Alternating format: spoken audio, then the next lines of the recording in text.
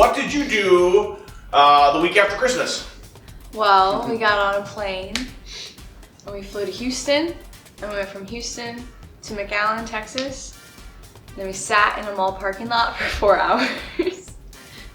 And then we went to Mexico to build homes for they aren't homeless, but they're basically living in a dump in Reynosa, Mexico.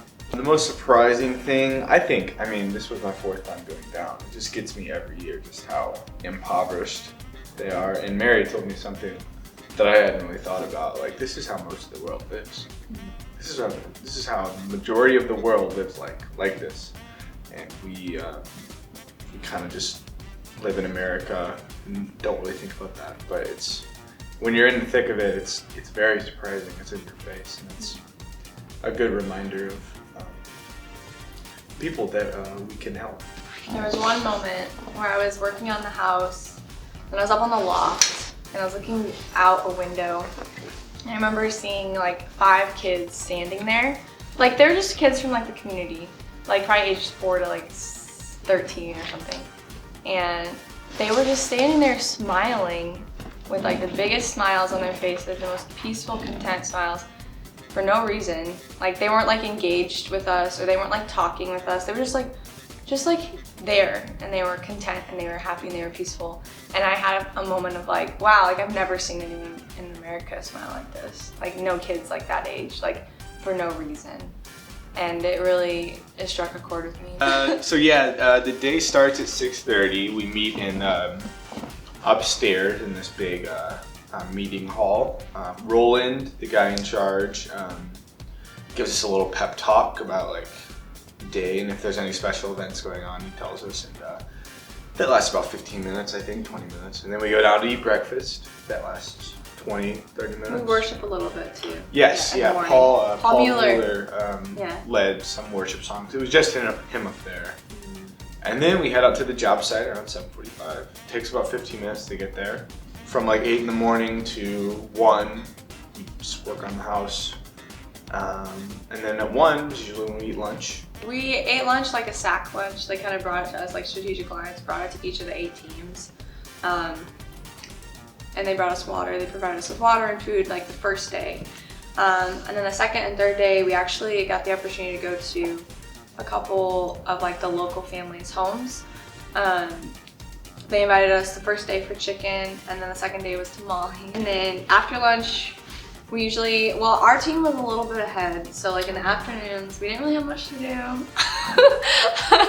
Shout out to Steve Stragi, most of all. Kevin Dame, carrying our team. But we would go back in the afternoon, work until about 4 or 5. First day it was till 5 because we kind of like hammered through, got a lot done the first day. But typically it's like 4 or 5. You gotta be out of the colonia by dark because, I mean, it's more dangerous at night, and it's just safer, you know, we're being wise with our time and like kind of cautiously just like taking care of ourselves. Then we head back to the hotel, worship. So we go back, we like shower. If you're at the end of the hotel, you don't get very good water pressure or heat. So Tenley and I kind of let some people shower in our shower. And then we had dinner, and then worship. And then we just hang out. This is something Roland says, that he always says, like, don't worry, the house will get built. Like, it's not, the house is not why we go down. Like, we're not going down to build a house. We're going down to create relationships and to spread the love of Jesus through that. Like, you could go down and not even be like working, not pick up a hammer all week.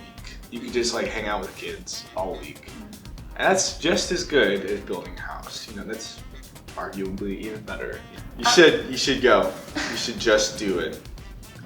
Because you're gonna be nervous, but I promise you're not gonna hate it. Yeah, it's pretty awesome. I would say, like, for me, money was kind of an issue. That's like the biggest reason why I wasn't gonna go. But it's okay to ask for help. That's something I learned. It took me a minute to get there. Because like, if the Lord's provided you with a community of people that love you, like, it's okay to ask for them, like, to help you, to provide for you to go bless other people. Like maybe people in your church like are tied down here and they can't go, and they would love to bless you so that you can go. Like if you have the opportunity, like Max said, just do it. Take the plunge.